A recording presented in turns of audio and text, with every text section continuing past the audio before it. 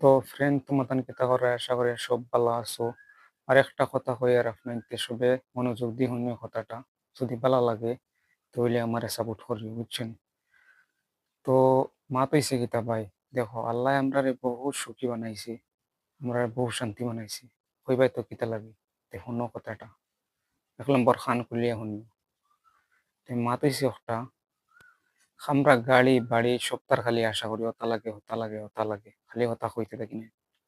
যার আত নাই পাও নাই চোখ নাই খান নাই, তার কাছে যাইও, হে কত তার দুঃখ।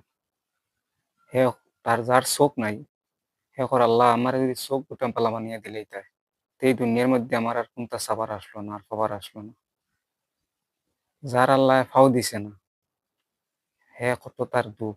আল্লাহ যদি আমার ফাও খান্তা পালা করে দিলেই তাই, তে নিজে আটিলা মনে, নিজে খামাইলা মনে, নিজে খাইলা মনে, বহুতটা নিজের ফাওয়ে বল দিয়া চললাম মনে, তার একটা দুঃখ।